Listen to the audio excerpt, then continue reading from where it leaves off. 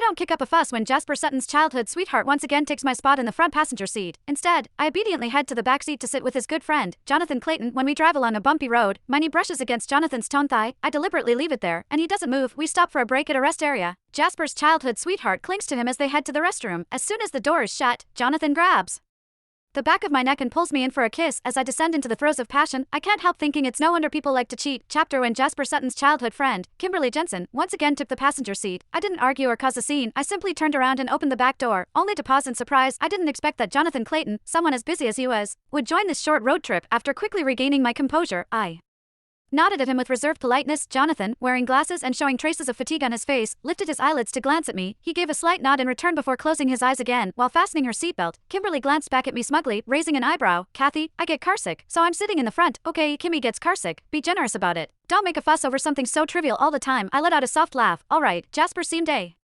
little surprised but didn't say anything more because Kimberly had already shoved a half-eaten piece of bread into his mouth. This tastes bad. Help me finish it. Okay, Jazzy. Without even frowning, Jasper naturally ate the rest of the bread. Kimberly glanced at me through the rearview mirror, sticking out her tongue playfully. I ignored her and grabbed a bottle of soda, trying to open it. The cap was tight, and I still couldn't get it off after 2 attempts up front.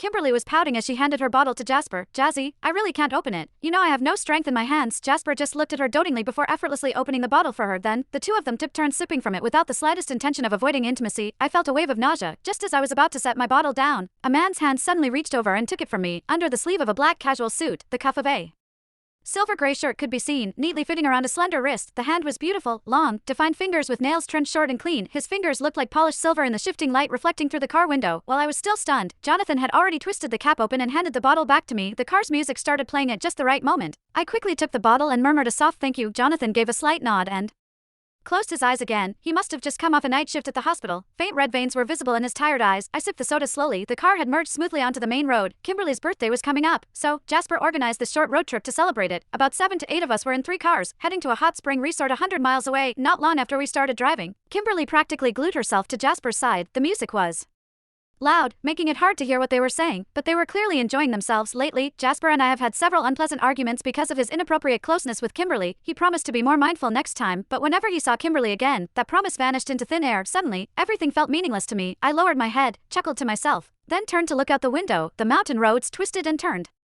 with the occasional loose rock scattered along the path. As the car jolted, I couldn't help but lean to the side. My bare knee under my skirt brushed against Jonathan's thigh, pressed tightly against it. I wanted to move away instinctively, but then I noticed a faint reddish mark on Kimberly's neck. Even a fool could recognize it. A kiss mark. There was no need to guess who left it. In that instant, a surge of defiance rose within me, and I simply froze, leaving my knee where it was. Just then, Jonathan opened his eyes and looked at me. I pretended to be perfectly